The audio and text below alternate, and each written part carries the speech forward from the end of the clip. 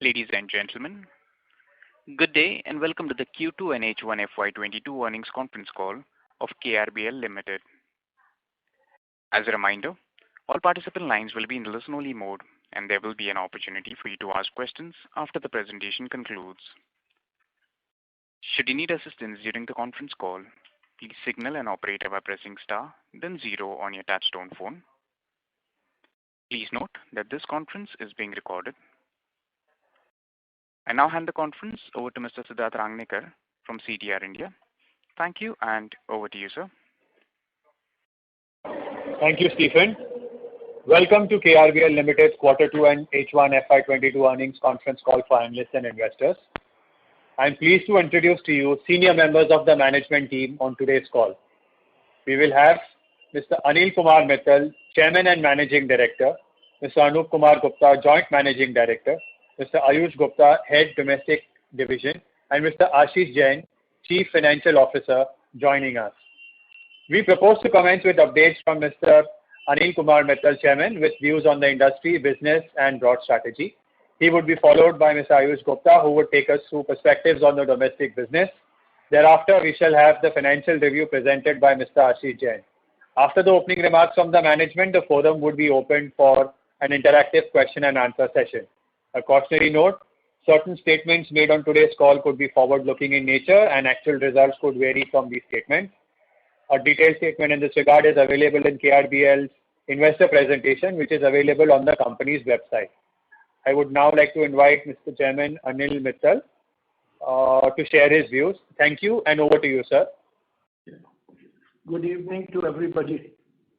Let me first give my best wishes to all for this Diwali festival season. May you all be blessed with the bounty of prosperity and happiness in the coming times.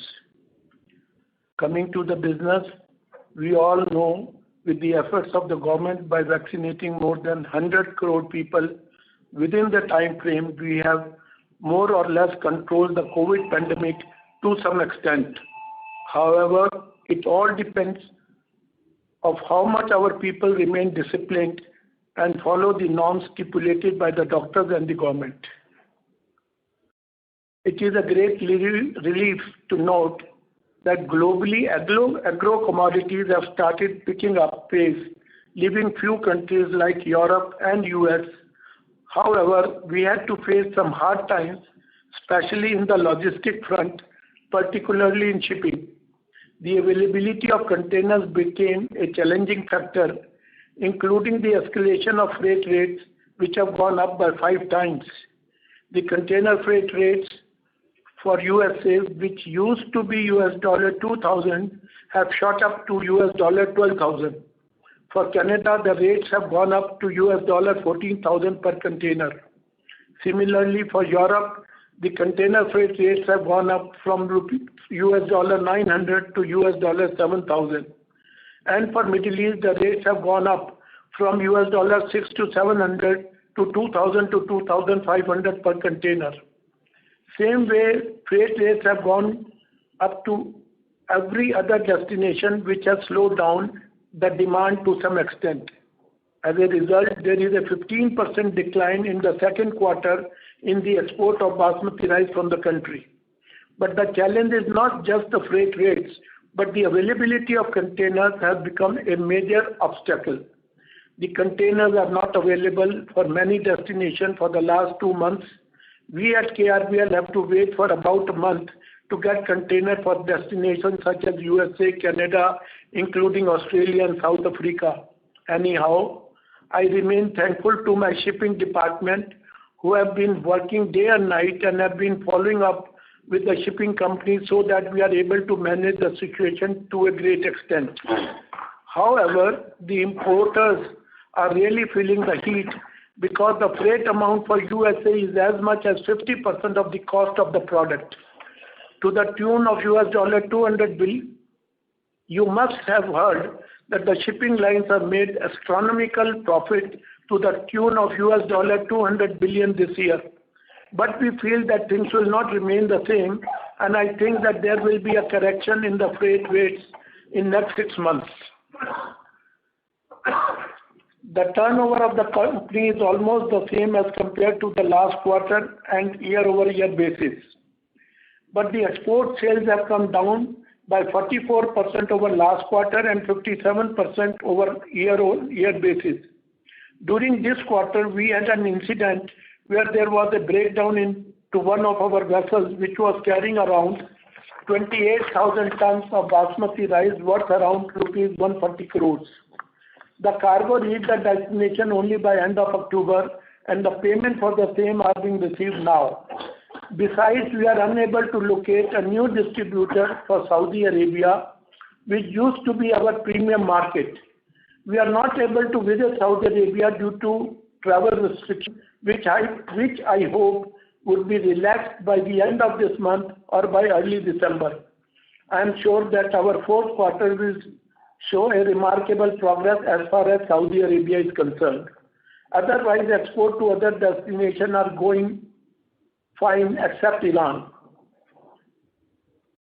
We were quite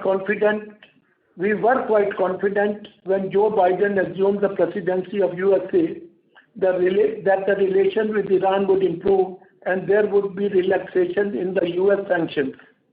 Unfortunately, there are no signs of any mutual agreement between two countries. Iran is a market for 1.4 million tons of Indian basmati rice, which has definitely get hit due to US sanctions. However, some quantities are still going to Iran via third countries such as Dubai and Iraq. Pakistan has also become a big competitor, though they are also feeling the heat on recovery of money from Iran.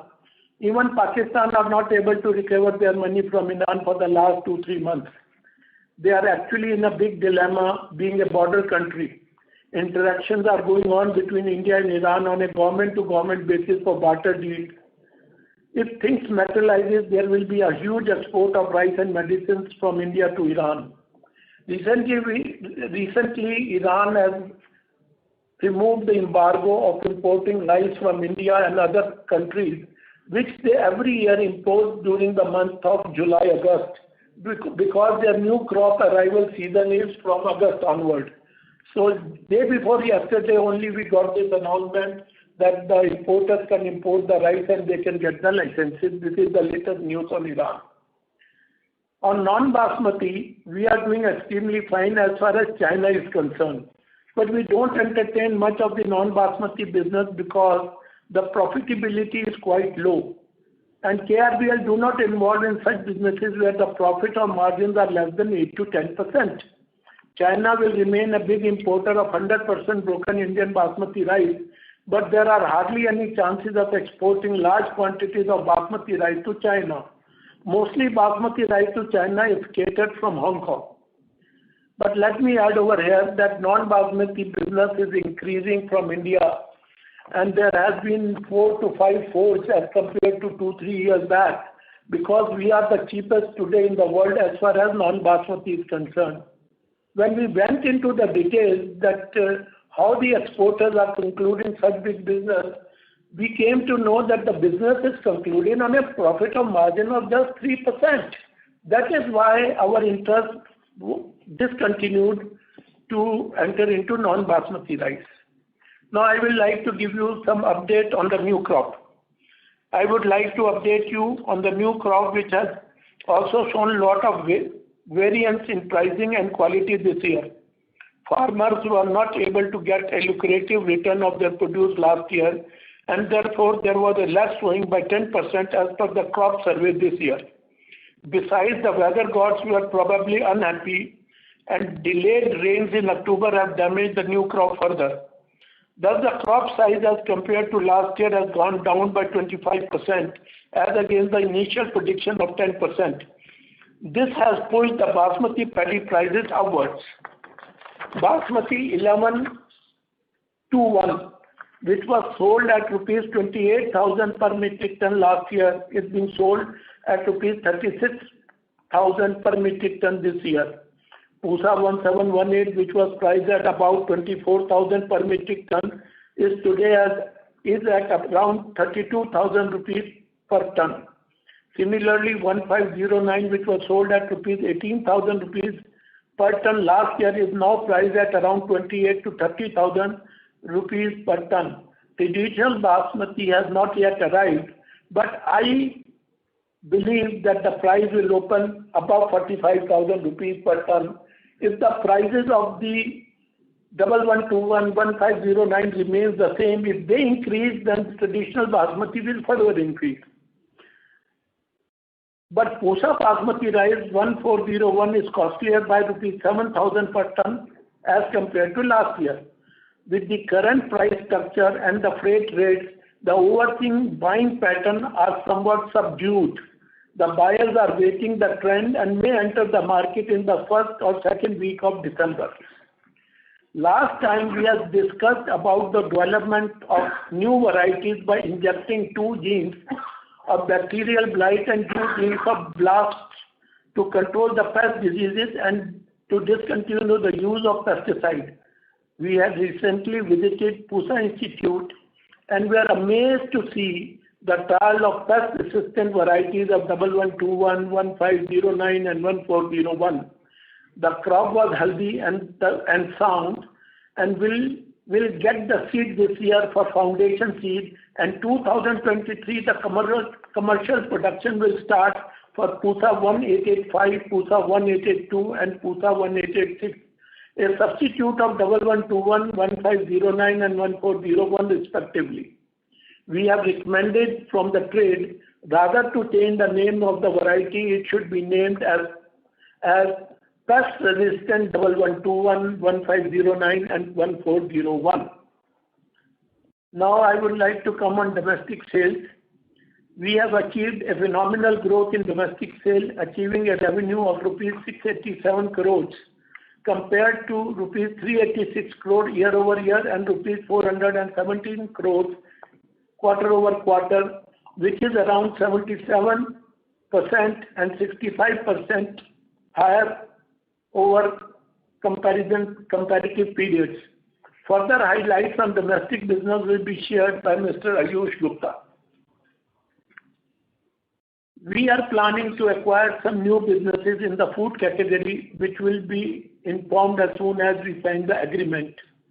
We are in the process also putting up some new plants for processing of regional rices in places such as Kandla, Karnataka, Maharashtra and West Bengal. We have already finalized a land at Kandla and the plant would be ready by next year, from where we will handle both export as well as domestic business. This plant will give us a major advantage in export due to logistic factors. We have already recognized a 30-acre land in Karnataka, which would most probably be finalized soon. Besides, our brokers are on a hunt for procuring a land in West Bengal and Maharashtra, and this will also be finalized by the end of this year. I am quite sure that with these new plants at Kandla, Karnataka and West Bengal, along with Maharashtra, with any finalization of an acquisition, along with the finalization of the acquisition, we will be able to increase our top line as well as bottom line in the years to come. We are a bit late in procuring this land and the project because of the COVID. Otherwise, these plants would have come by now, what was our original planning. On GI, the Supreme Court of India has remanded the case back to Madras High Court to decide on the issue within 3 months, out of which 2 months have already passed. Since the appeal was of the MP government, APIDA cannot interfere, hence the initiative has to be taken by MP government. APIDA may intervene after the lapse of 3 months as far as the EU is concerned, the matter stands as it is. Before concluding, let me add that in any agriculture commodity business anywhere in the world, there could be a differences in the revenues from one quarter to another, but we are sure that our yearly revenue picture will remain promising. I would now like to hand over to the moderator, to Ayush Gupta, sir. To Ayush Gupta. Over to you, Ayush. Thank you, sir. I'll be now discussing the domestic division's performance for the quarter 2. I'm ecstatic to share that the domestic rice business recorded a strong quarter performance with volumes growing by 105% to 1,52,430 metric ton and revenue growing by 77.9% to 687 crores. Branded rice business, which continues to be our main focus in India, grew by 56% in volume terms and 51% in value terms. The balance increase in volume and value was contributed by and one-off unbranded rice opportunity which came along with it. The performance of the branded rice business has been all-rounded with positive contribution coming from all channels and across product segments. I will be discussing the numbers in two broad segments, the consumer segment and the HoReCa segment. KRBL has recorded highest number ever achieved in the quarter 2 of any financial year in the consumer segment. Backed by strong equity of the brand India Gate, the growth in the segment has been equally contributed by both general trade and modern trade channels. While growth in modern trade and e-commerce has been organically driven, we have, through our teams, put in place a concept of everyday great execution, where we monitor and manage the most critical performance metrics on a daily basis. This not only ensures consistent consumer experience, but also builds stronger trust and confidence amongst the customer. We believe these small wins every day will compound to give us a substantial competitive advantage in the long term. On the other hand, the growth story in the general trade channel has been far from organic. We have been undergoing systematic transformation. For a category which traditionally has been wholesale driven, today 30% of our general trade business comes from active retailing. Growth in this channel has been backed by persistent efforts of increasing sales team productivity, running successful retailer loyalty programs, and putting in place a GTM which is committed, resilient, and agile. To summarize, scaling up active retailing, practicing an impactful GTM, and focus on everyday great execution are the strong pillars on which we are driving the consumer segment of the business. Moving on to the HoReCa segment. Majority of the growth in the domestic market in quarter 2 has been contributed by the tremendous volume uplift in the HoReCa segment. While all 4 zones of India showed high double-digit growth compared to quarter 2 of last year, on account of markets opening up after COVID restrictions, the South zone, the highest contributor to the HoReCa segment, demonstrated close to 100% growth. On a lighter note, all I can say is that South Indians love their biryani. The performance at this front has been phenomenal, and the HoReCa numbers are a healthy double-digit growth even when I compare to H1 of pre-COVID levels with the current financial year. While brand equity and quality of product remain the top enablers which consistently allow us to penetrate this highly cluttered market, I believe undisrupted and consistent supply chain has given us an advantage over the vast unbranded fraternity of players in the market. At KRBL, our outlook for the Basmati category remains progressive. We believe there is immense scope of growth in both the consumer as well as HoReCa segment of the business. We are constantly evaluating and upgrading our retail and distribution capabilities to match that to FMCG best practices. I will now hand it over to Ashish, who will take us through the financial performance. Thank you, Ayush. I will now take you through the performance from an in-quarter perspective. All figures mentioned by me would refer to the consolidated financials of KRBL Limited. Total income for the quarter stood at 1059 crores as against 1136 crores in the same quarter last year, which marked a decline of 6.8%. Overall revenue performance in the quarter was affected by exports during the quarter. Export rice revenue during the quarter was at 283 crores as against 669 crores in the same quarter last year, while the rice volume was at 45,896 tons as against 95,423 tons. The reasons for this performance have already been explained by Mr. Mittal.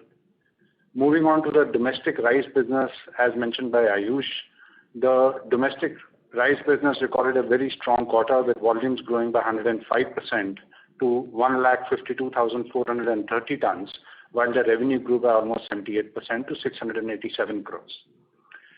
Arithmetically, you would see that the realization in the domestic business was lower than in the comparable quarter last year.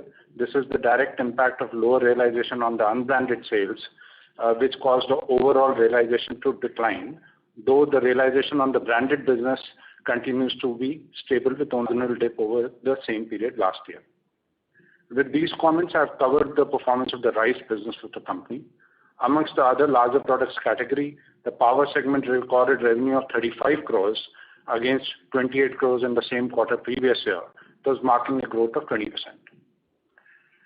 Having covered revenue, I will now move to the bottom line performance of the company.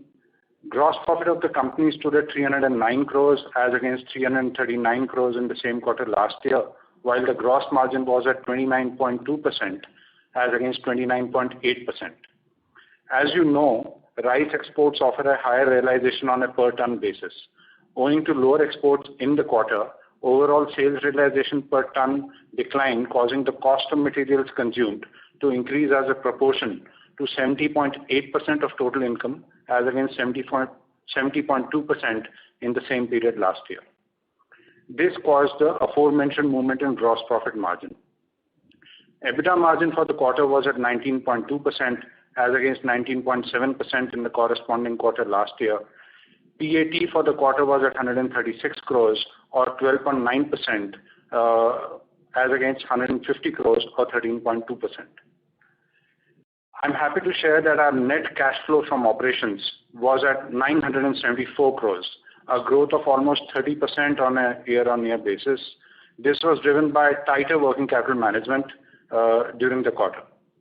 As we enter the paddy buying season, our cash position, our access to the working capital, and thus our paddy inventorying ability remains strong. Cash and bank balance, including investments, were at 915 crores at the end of the quarter, as against 343 crores in the same quarter last year. Having covered the performance in the quarter, I would now like to touch on some recurring themes raised by investors with a view to provide more color on some of these themes.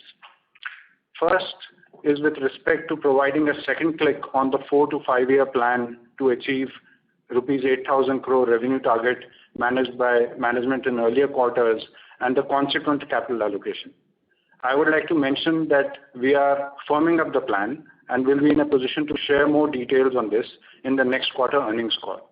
As Mr. Mittal mentioned, both organic and inorganic growth will be key to this plan. Second is with respect to the restructuring of the company's energy business. This is a discussion in the board meeting yesterday. The plan has been suspended. As has been explained in earlier calls, the major challenge in accomplishing any form of restructuring in this business is in dealing with several state electricity boards for amendment of the existing power purchase agreements. Second, the process to transfer the land and immovable property, including certain forest lands and revenue land, etc., is very cumbersome and involve considerable costs. Moving ahead, that brings me to the end of my prepared remarks. I will now like to hand over to the moderator for opening the Q&A session. I will just like to mention that as the ED matter is sub judice, we will not be in a position to respond to queries on this matter. So over to the moderator now. Thank you very much. We will now begin the question and answer session. Anyone who wishes to ask a question may press star and 1 on their touchtone telephone. If you wish to remove yourself from the question queue, you may press star and 2. Participants are requested to use handsets while asking a question. Ladies and gentlemen, we will wait for a moment while the question queue assembles. The first question is from the line of Pritesh Shah, Key Investment. Please go ahead. Yeah, thank you for the opportunity and season's greetings, sir. Sir, some color if you could give on the H1, what is the domestic volumes and what is the export volumes that you would have done in H1 and the growth there?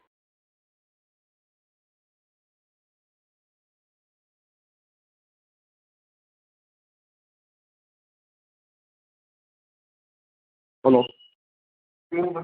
Can we move ahead to the next question? I'll come back on this right now. Yeah. My second question is, here, since there is a lot of quarterly swing, it would be very nice if you could give us based on the H1 performance, what should be your volume outlook for FY22? Also, this H1 export volume, from your opening commentary, does it mean that it doesn't include any major shipments to Iran and Saudi? If you could, clarify that. And my last question is, you mentioned about the new paddy prices in the current harvest. So I wanted to understand what is the inventory that we are carrying at the end of September in volume terms? And is it fair to assume that a part of this 7,000 rupees increase that you are seeing on the new cropping side, a part of that would slow down to your profitability as you start entering the next half or next 1 year, where you use from your own inventory, this 7,000 rupees starts flowing to your profitability? These are my questions, sir.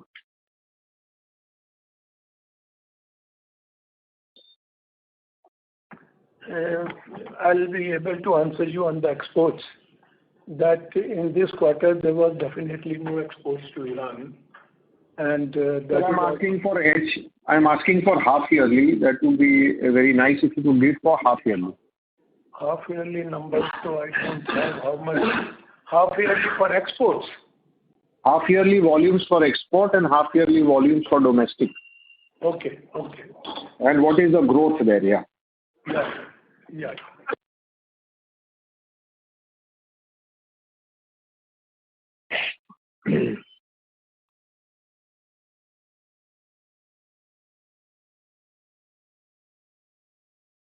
You had also put a question to us that was there any exports in H1 to Iran. So that I was telling you that in H1 those numbers are not that. Well, Q1 there was an export to Iran, a little bit. A small quantity, I know that. But in Q2 there was no exports. And Saudi? Saudi, there was some exports during the first quarter, but second quarter is very weak. Okay. There are exports, but they are very weak. Okay.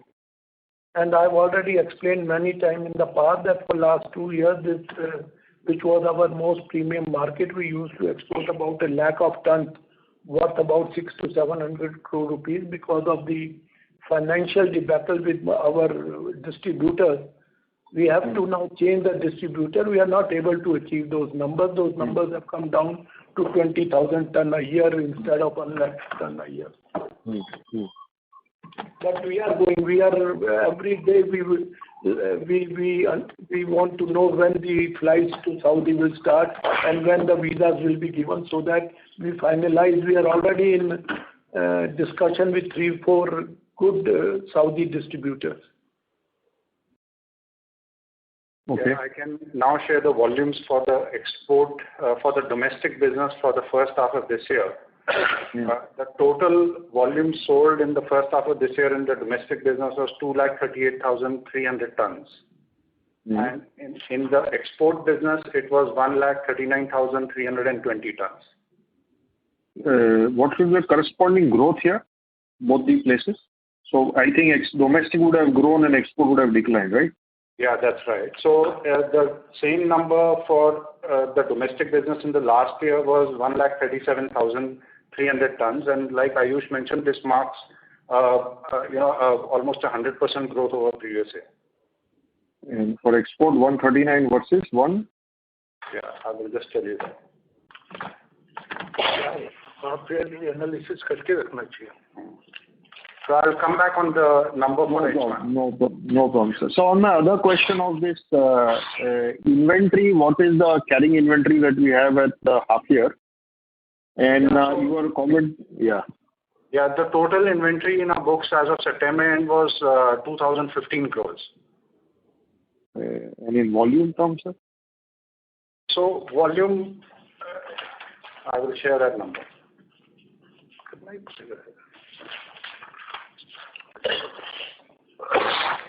The total, in terms of volume, I will give you the volume for paddy and rice.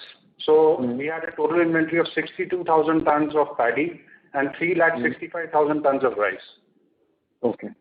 So my other question in this was, when you're mentioning 7,000 rupees increase in prices for paddy this season, is it fair to assume that incrementally when you draw down your inventory on through your P&L via sales, a chunk of this inventory or let's say high realization should now start flowing through your profitability? Yeah. So the way we look at it is that, I think there is no way that we'll not respond to the higher cost of purchase. But at the same time, given that most of our volumes come from the branded side, I think to that extent we have that power to pass on the price and therefore protect the margin. Now, in terms of timing, whether that price increase happens in this quarter or a few quarters later is something that we'll have to work on. Okay. And what is your volume outlook for 22 after what you have finished for H1? So I think we are definitely looking at doing better than the last year. However, as Mr. Mittal mentioned, the trend on the export side is evolving. But our current view is that we should do better than what we did last year. Okay. Just so that export figures of last year volume, if you could share. Yeah, that I'll just come. No problem. I'm done with my questions. Thank you and all the best to you, sir. Thank you. Thank you. The next question is from the line of Amit Doshi from Care PMS. Please go ahead. Yeah, thank you. Before my question, just wanted to clarify on two comments which were made. So one of the comment mentioned was there was a 140 crore of export order which has been now realized. So is that correct understanding that the current higher debtors, which is approximately 150-200 crores higher than our normal debtors, is because of that account and it will be reduced to that extent? No. Actually, we had exported the vessel in the month of September itself, and it was supposed to reach the destination before end of September. But during the voyage, it got accidented and it got halt, and it took it more than a month to get it repaired and reach the destination, which it has reached just on the 4th week of October, and the payments have come. Now the export will come in the third quarter. The export will come on the third quarter. Okay. So higher debtors is irrespective of this particular order, because our debtors are far higher than our average 200-250 crore of debtors. So this quarter we have around 380 crores of debtors. 140 is included. Yeah, that's correct. So I will just add to what the chairman said. So this particular sale that Mr. Mittal had mentioned is not a part of debtors. However, you're correct, the debtors are higher, but that's because of a separate transaction which we'll collect on in the current month. Okay, fair enough. And one mention was about Iran a day before yesterday, some clarification came. So now we will be able to export to Iran, correct?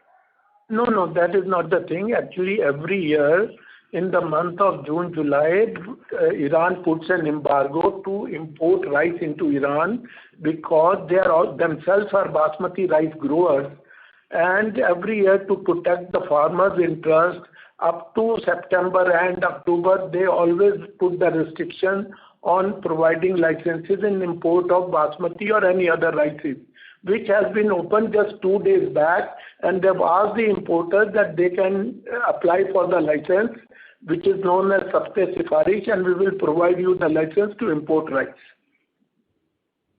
Okay. But that payment problem is still persisting from India. It is difficult because sanctions are there, and to send any rice on rupee payment mechanism is not possible. So whatever rice is being exported to Iran, it is exported via Dubai and other destinations.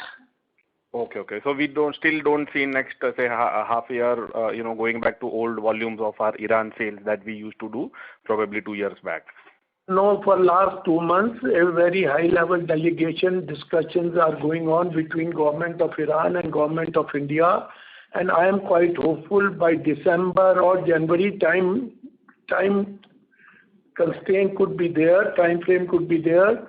Otherwise, there is a barter deal which is going to take place because India is also desperate to import oil from Iran, which is cheaper by 5 to 6% over other countries. Got it. In the opening remark of Ayush, one of transaction mentioned that there is one-off transaction of unbranded rice. So of course there is a huge jump in the domestic business of almost 300 crore year-on-year comparison. So what could be the contribution of this one-off transaction? 140 crores. 100 crores. Okay, 100 crores or so. Okay, which is like a one-off transaction, which is not likely to repeat. Yeah. Fair enough, fair enough. And just one point that usually our margins are higher in the exports compared to our domestic. Now, considering that there is a significant jump in the domestic business, despite that our margins are hardly barring few basis points down. So, what could be the reason for that? Who told you the domestic margins are less than exports? It's a realization in export is more Sorry, than... I meant realizations are generally higher in export. No. The question is the realization is domestic is less because the basket which we sell them is broken rice, low price rice. But the procurement cost of that rice is also low. So you cannot comment the margin is low in domestic. Margin is equally good in domestic as well as exports. Okay. And sir, you mentioned that non-basmati rice has a very low margin, and that's something which is not of interest of KRBL. So these new plants which are being set up in Karnataka, Kandla, West Bengal, or Maharashtra, and the acquisition that you are planning, or probably you are on the way to do some analysis. So what could be in those? It is towards what kind of segment expansion that we are looking at? Hey, it's a good question. You are talking, this is a regional rice, and it is a very premium quality regional rice. What we are talking, we'll be buying the paddy, milling it, aging for 1 year, 1.5 years, then selling it in a very, very premium segment. Not only in India, even in exports. And premiums are between of 20 to 30% over to new rice. We are not talking as a commodity. We are talking as a totally branded branded regional special. Just like you see Govind Bhog. Govind Bhog today is sold more than basmati rice, which is of West Bengal. Kolam rice, which is 1.5 year old, is sold by minimum 25 to 30% higher than to the normal rice. Sona Masuri in South is being sold at 25% higher if it is aged and a very good quality rice. So we are not trying to hit the 90 million ton market. We are going in a market which is around 1 million ton or 2 million ton. Okay. Fine, fair enough. And this, apart from this one-off transaction of this domestic business, the balance part, you believe it's more of a sustainable number because that's something which is significantly higher, or you believe this is just a Q2? There is a bit of a pent up, etc. That is there in these figures. No, definitely, as I mentioned in my prepared remarks, that the numbers that we are doing in consumer segment as well as HoReCa segment are on a positive outlook. The numbers that we have done are sustainable, and we see great amount of opportunity still lying in this market. There are a lot of expansion opportunities. There are still a lot of growth opportunities from a distribution and retailing point of view. So the numbers that we are doing are purely results of our efforts in the general trade and the modern trade channel, and we'll continue to make those. And we see, a lot of opportunity still in the basmati segment. Okay. And last question about this huge cash that we now have, approximately 900 crore plus cash on our hand. What is the plan, to use it for these new plans or capex or acquisition, etc. And what balance portion, you plan to distribute it. So I'm just trying to understand the allocation of that cash that we are going to generate and which you already have on our books. Food industry, the capex is not that big a cost. It is generally the raw material. When I say I have to age the rice for 1 year, 1.5 year, so I need thousands of crores for aging those rices. So we have money, but definitely it will be used in the raw material aging process.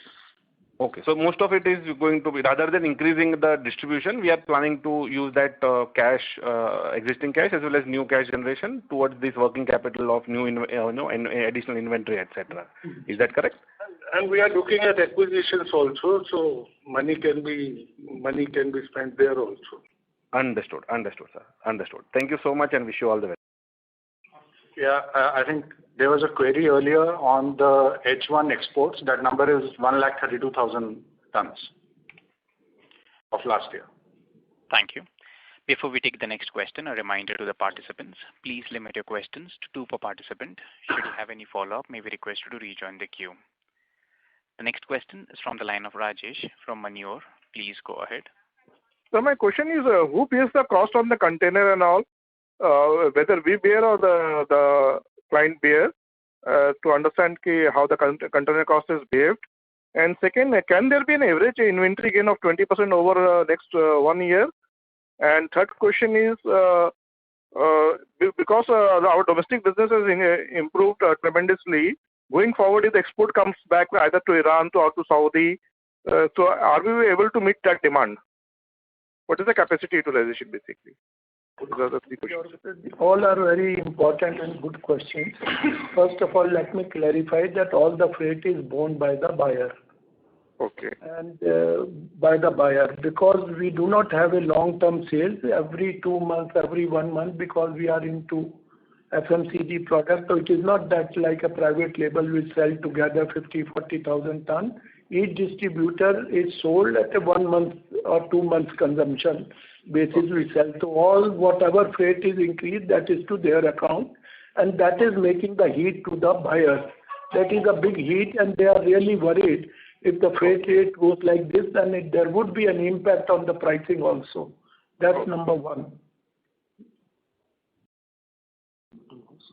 What was the second question on inventory gains on an average on 2,000 euro inventory? Can there be a 20% gain over 1 year? That's minimum we are expecting. Minimum. Minimum. Okay. And third question, sir, suppose now domestic demand has gone up. If export comes back in a big way after 6 months when the container price reduces, or we are trying to export to Iran, Saudi, Iraq, so will we be able to meet the demand? Yeah, see, in all our conversation, we have been telling that we have a huge processing and milling unit at Punjab. We are already working that unit on a 60%, 55 to 60% capacity. So we have an addition. We have a capacity to be utilized 35 to 40%. Number 1. Number 2. That even in processing, if you look at, we are working today at 80% or 85% utilized capacity. So 15% we have extra over there. Besides, we will be putting another processing plants because we age the rice for 2 to 3 years. So milling is not that critical for us. For us, is the rice to be exported, and that already we have in stock. So we need more of processing lines, which we already have, and we are going to put another one this year also. So, but procurement will be easier for us, or procurement will be difficult? So much volumes if we are going to procure more? No, there is no in rice procurement. So this is what is our speciality. We have today more than 2.2 million square feet of godowns ready. We have got about 6 million square feet of open plinth level for storage of paddy. There is no handling. Even if we increase by 200,000 tons, it will not be a difficulty for KRBL. So the last question is like to like. Suppose we compare basmati to basmati in exports and domestic. What is the difference in realization? The cost remaining the same. No, I couldn't understand your question. He said if you sell the realization of basmati rice, if we look at apple to apple, then the realization in the exports and the realization in domestic, what is the difference? Yeah, it's about 5%. It is 5% more in exports. 5% more in exports. Okay, sir. Thanks, sir. Thank you.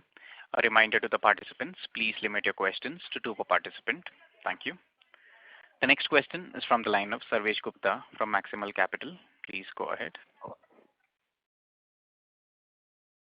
Good evening, sir. Mr. Gupta, if you can speak closer to the answer, please. We are unable to hear you. Yeah. Am I audible now? Yes, sir. This is better. Okay. Sir, I had one question on capital allocation. Now, you said that most of the cash that we have, and we do have a lot of excess cash now, will be used to finance the inventory. But the reality is, sir, your return on net worth is almost like 15-20% historically. and against that your growth rate is much lower than the return on net worth. So even if you're targeting doubling to 8,000 odd crore, even then you're talking about growth rates of 12 or 13% maximum. And since your return on net worth is much higher, you will be able to more or less finance it with your internal accruals, which means that you actually don't need the 1,000 crore net cash or whatever 500 to 1,000 crore net cash position that you have right now. So what are the concrete plans about that? That is number one. And secondly, I think in the CFO's remark also they said two of the questions related to the investors have been answered. But no decision or no announcement has been done on the buyback front, which also has been a constant question from the investor. Right. So I think on these two, sir, we need more clarity because we actually feel as investors that you are financing your inventory, which can be financed by 5-6% pre-tax cost of debt with equity, which is much expensive way of financing this inventory, and which can be financed using the internal accrual from the profits that you will generate from this quarter to the next 5 years. Yeah, thank you so much for the question. I'd just like to add to the comments that I had made. This is Ashish. I think in the way the things stand right now, your observation is correct. However, as has been mentioned, we are looking at a 2x revenue. Now, for that, like has been mentioned, there will be a couple of levers that we'll pull. One will be on the organic side, which is manufacturing plants being set up. Second, Mr. Mittal has already mentioned that there will be inorganic acquisitions. So the future capital allocation may look, a lot different than our current capital needs. And this is why we've asked for time till the next earnings call for us to be able to give you a more second-click view on how the capital will be spent or allocated over the next 5 years. Does that answer your question? Yeah, understood. Second question is on your realizations. I think it was mentioned just now that the realization in domestic is lower by just 5%. But if I remember correctly, if you were to do the maths of dividing your export revenues with the export volumes, at least in the previous periods, I think the realization was very significant to the extent of 40% or thereabouts. So more than 100 rupees per kg in exports versus what we get in domestic. So can you throw some more light on realizations? When we talk about the pricing, we talk about the basket of products. In domestic, we have about 7-8 different SKUs starting from Mogra, Mini Mogra, Dubar, Tibar, and so many other things. Wherein in exports, only we export the head rice. And let me also add over here that broken rice is not allowed. It is banned under DGFT regulation 1928/37. Way back 20 years back, it was not allowed to export any broken rice outside the country. So when we talk of the realization of 57, it includes those SKUs which are Mini Dubar, Tibar, Mogra, which cost right from 40-45 rupees up to upward trend. Where in exports, we have a better realization because whatever we export is a head rice. The question was that if we match apple to apple, head rice to head rice, whatever head rice we sell into the domestic market as compared to the head rice being exported out of the country, there is a better realization of 5% overall over domestic realization. Yes. Okay. And for the entire basket, the gross margin of export versus gross margin of domestic, is that the same, or you were saying that for the same category? It's practically same, maybe 2-3% here or there. Okay, sir. Thank you and all the best for the coming quarters. Thank you. The next question is from the line of VP Rajesh from Banyan Capital. Please go ahead. Yeah, hi. Thanks for the opportunity. Most of my questions have been answered. Just wanted to get a sense of the potential margin expansion given what Mittalji said about the exports to Saudi and Iran potentially coming back in Q4. Where could these margins go up to? See, it is difficult to comment at this moment because anything being told from me should be 100% correct.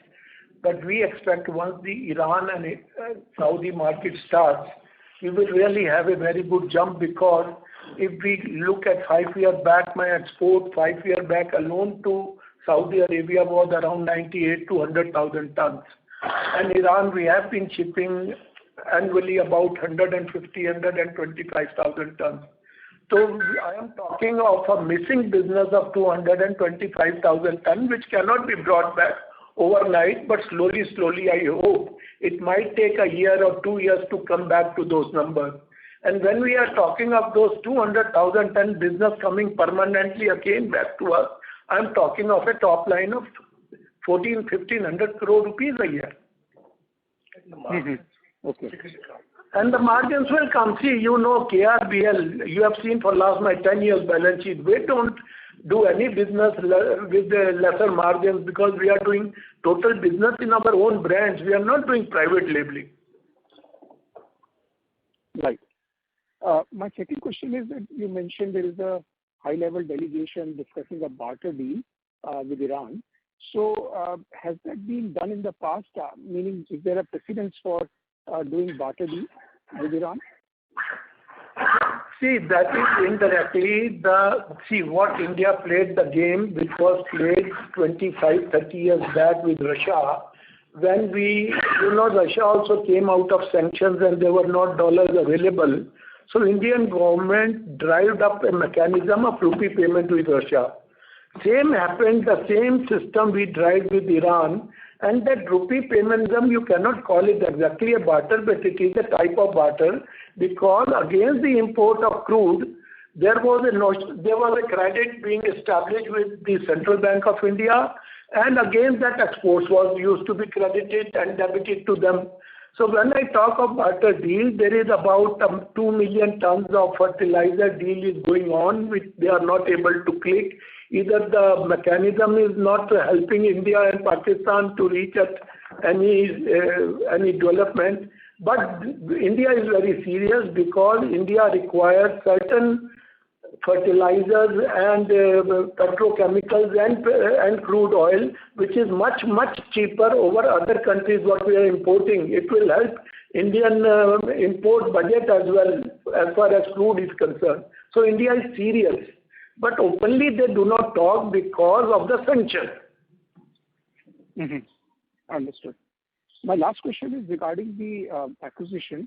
So if you can give a little more color as to what area we are looking at and what is the potential size of the transaction that you may be looking at. So that will be helpful just to understand how we are thinking about using this cash. See, it has been almost now 4 or 5 months we have been discussing. It will not be appropriate for me to disclose the price of the acquisition. For 5 months, day and night, my team is working on this acquisition.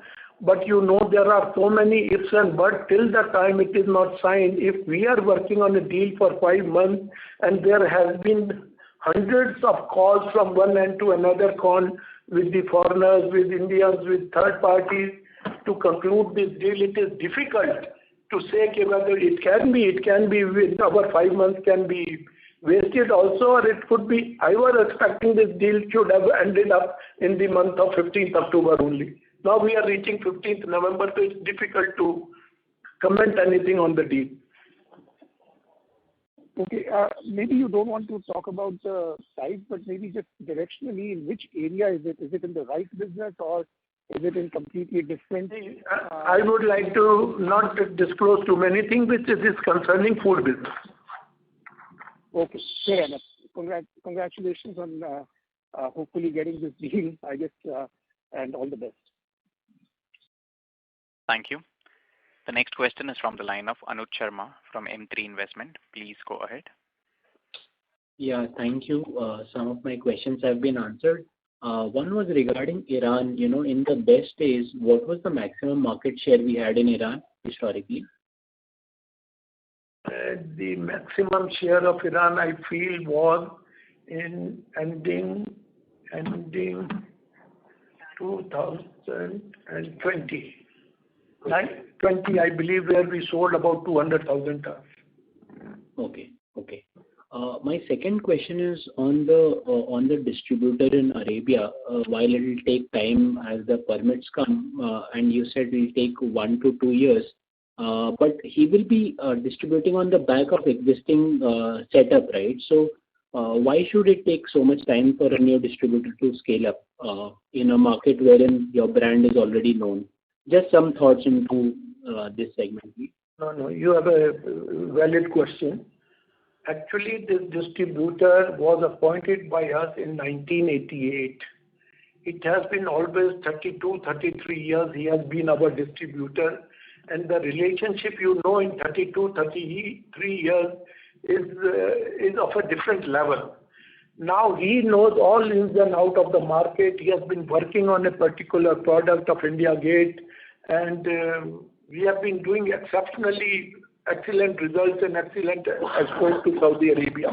In last 5 to 7 years, I don't know what mistake, they are not coming out with the truth. They made some mistake and did some oil deal or any deal. I do not know where they made a mistake, where they lost billions. And that is why financially they got broken. And for last 2 years or 1.5 years, we are really facing problem. Now we want to change a distributor. Now changing a distributor, if by mistake we decide on a wrong distributor, it will be a further disaster for me if I do not choose the right distributor. So it is most important for us to choose the right distributor. Now for choosing the right distributor, we have already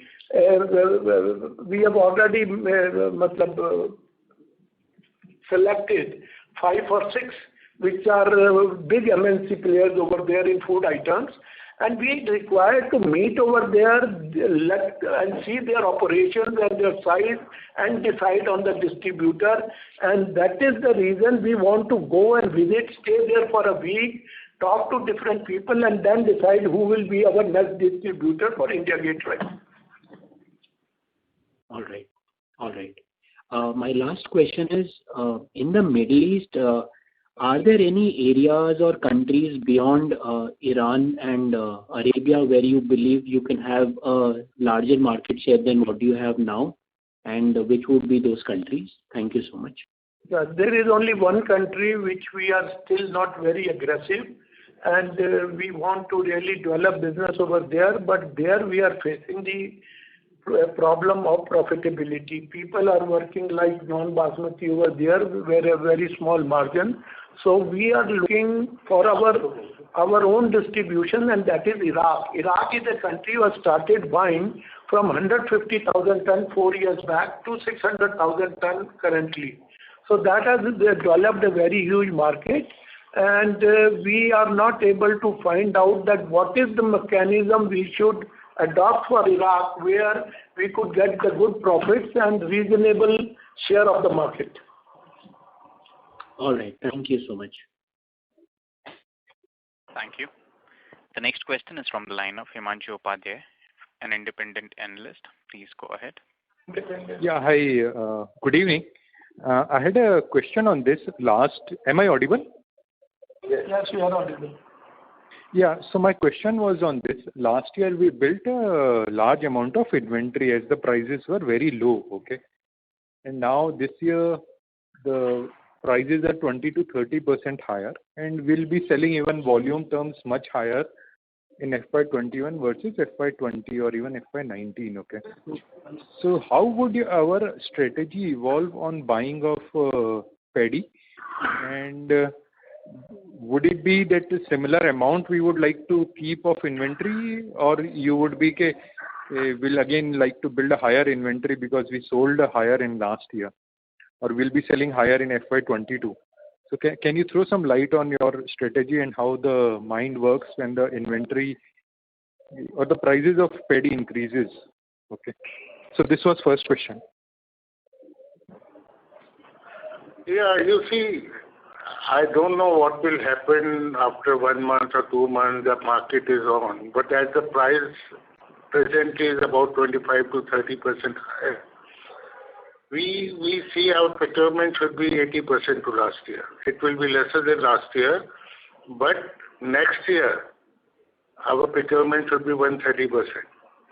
This is the way KRBL operates. If the prices are higher, we do 80-85%. If prices are lower, we do 20 to 130%. That is why today the stock levels are 365,000 tons of rice. And what the price farmers are getting, it will be double soon next year. And it is natural phenomena in the industry. When the farmer get a very good price per acre, naturally the next year the sowing would be just 50% more than this year. Okay. And second question was on the non-basmati side. Okay. When we mill the rice, we get even broken and half and 1/3. Okay. And we sell it in the market. Okay. For non-basmati, is the proportion of broken rice after milling higher or lesser? And do we get similar premium for non-broken rice in other varieties over broken rice? Because we are focusing on that segment, so this was the question. No, there is no premium on non-basmati broken. Actually, we are looking at rice flour, we are looking at idli rava, we are looking at so many products of non-basmati broken. We will be value adding through those SKUs. Okay.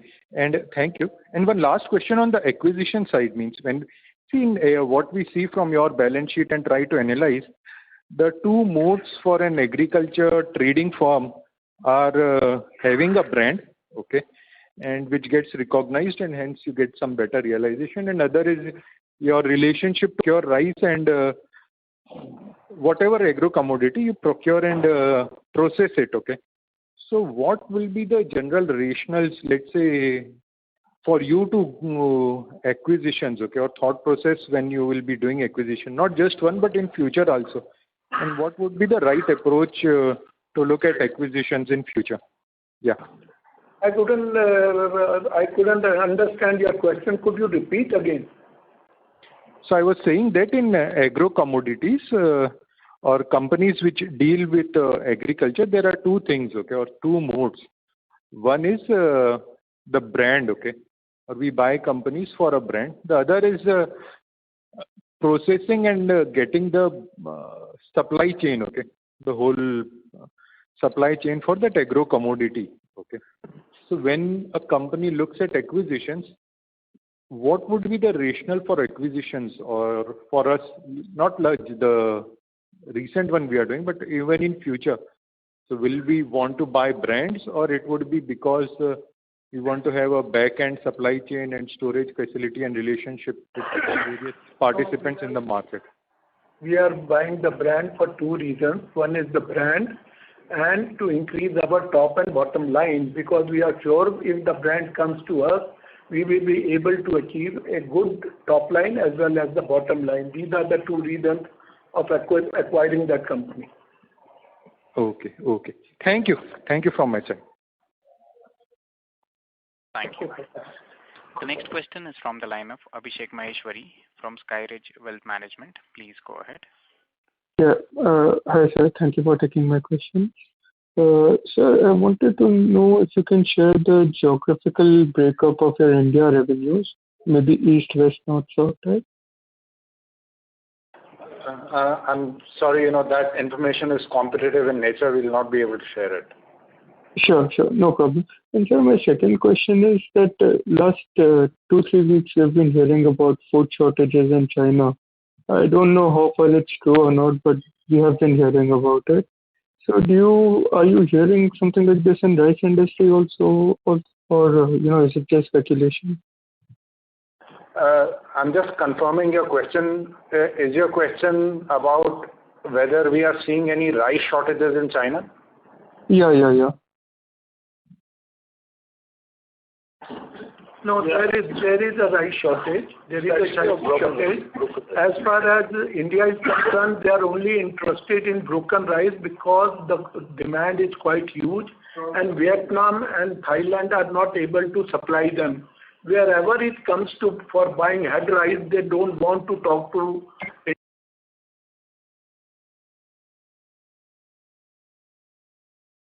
Hello. Yeah. Sorry, I couldn't hear you. Could you repeat? I'm sorry. there is a shortage of rice in China. And as far as rice is concerned, when it comes to head rice or superior quality of rice, they don't want to buy from India, and they are buying the total demand either from Thailand or from Vietnam. When India counts, they are only buying broken rice because that is their necessity, because so much of broken rice is not a necessity, because they don't have the availability of broken rice from Thailand and Vietnam. They are just, they don't have alternate of it. Okay. Okay, sir. Thank you very much for answering my question. Good luck to you and happy Diwali. Thank you. The next question is from the line of Aman Madrecha from Augmenta Research. Please go ahead. Yes, sir. Can you just give me a mix of our B2C and B2B, if there's any, like what proportion of revenue comes from B2B and what proportion comes from B2C? I'm sorry, once again, this is competitive in nature. We'll not be able to disclose that. Okay. And sir, just a basic question, like why are we seeing the inflation, such price rises in the paddy and the rice? Like what are the reasons for this price increase? See, let me tell you, the rice sowing is done in GI area, which are limited to 7 states. And there is not an expanded whole India cannot produce basmati rice. Now, basmati rice, as per other crops, is directly connected to the economics of the farmer income. Now, last year, the farmer never got a good price and prices were quite cheap. You will be surprised, one of the commodity variety called 1509 was sold at 18 to 19,000 rupees a ton, which was 50% in production this year, and the price this year was about 30 rupees, 29 rupees, which is not even 20%, which is 33, 34%. Now this year, because the farmer is going to get a handsome prices, and economically they are very happy on basmati prices, next year the production of basmati is going to increase, as Mr. Anup Gupta told you. So this is directly connected to the economic position and the income of the farmer. Okay, sir. Thank you. Thank you. Ladies and gentlemen, we take the last question from the line of Chetan Doshi from Tulsi Capital. Please go ahead. Good evening to all of you. Sir, looking at the balance sheet, if you see that there is a changes in inventory of finished goods or work in progress or stock in trade. Now, this current quarter, the amount has increased by almost 5 times. So last quarter it was 55 crores. This year you have shown 283 crores. Suppose we remove this or this, whatever is sellable, what impact it will have on the profit before tax? Because 6 times that amount is increased. Sorry, I'm not understood your question. Work in progress or stock in trade or finished goods or whatever you call it. What is the question? Sir, ये तो accountancy का question. Accountancy का question. Can you just repeat? I'm not able to say which line. No, I'll tell you. See, you have shown that the work in progress or stock in trade or increase in finished goods. Last year, September quarter, it was only 55 crores. This year it is 283 crores. That has reduced the profit before tax by that much amount. Sorry, I'm still not able to relate to the figures. Can we just take this offline, if you don't mind? Yeah, sir. I'm also not able to. Yeah, इसमें नहीं होगा ना. आप balance sheet में sir देखिए, आपके balance sheet में expenses के अंदर. English is not the problem. We are not able to understand. Don't worry. We'll let.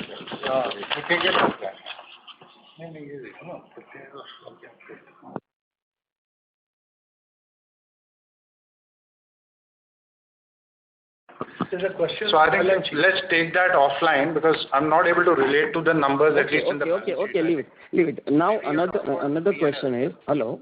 Yeah. You have shown your inventory position at 2,016 crores. What is the saleable value of this current price, if you see, what will be the sellable value of this 2016 crores? I think Mr. Gupta had mentioned that, if we look at our purchase price as compared to what we are able to sell, there is a clear markup of 20% that we estimate.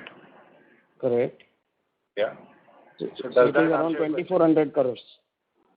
Yeah, but like I had mentioned, our inventory includes, amongst other items, two things. One is paddy and the other is rice. Mm-hmm. So I think you should look at the 20% number on the rice value. No, even both the value, 20% number, but it will come in next 3-4 quarters when the rice will be sold. Yeah. Sir, going by the logic what you just explained to other investors, that there is a 30% gain in the current pricing over the last year. Now, if that is true, then the profitability is not showing that much improvement in the quarter which we ended, that is September. Can we expect that in the December quarter, the 20 to 30% jump in the current profit level will be shown? It doesn't mean that I will sell everything in that quarter only. The stock which I am carrying, 365,000 tons, will be sold next 5 to 6 quarters. Sir, let me tell you, KRBL is a very efficient company. It is showing an excellent investor presentation. We have no doubt that the performance of company is in good hands. We have no doubt on that. So, what you are saying, you suppose I reach a turnover of 1,200 crore in the third quarter. In 1,200 crore, I will be selling the new crop also, I will be selling the old crop also. It is not the total stock which I sold, which I am carrying, I will be selling it. Maybe I am selling 30% of that, 40% of that, 60% I will be selling the current also, because parboil doesn't require aging. So the average profit, you can't say the total profit of that will come. Naturally, we are giving a EBITDA of 18, 19, 20%. Then third quarter, we expect a better EBITDA, no doubt about it. Correct, sir. The reason is nobody carries such a big inventory in the rice industry like KRBL. So what we are concerned is that the profitability of the company also will increase because of the increase in the prices, and the realization is improving. Yes, you are right. Yeah. And one last question, sir. We requested you a couple of times regarding issuing some discount coupons on the premium basmati which we are selling. Now, if that is not possible, then I would request that we may be having around 40 to 50,000 shareholders. Why not distribute something free of cost if discount is not possible? Because we are carrying 900 crores cash. We can very often, spend around 1 or 1.5 crores on this. Yeah, thank you for the suggestion. See, as far as pricing for the domestic market is concerned, Ayush runs it. He's sitting right next to me. If he sees value in doing this, he will do it, but the decision is really his. Yeah? Thank you. Thank you. I would now like to end the conference over to the management for closing comments. Over to you, sir.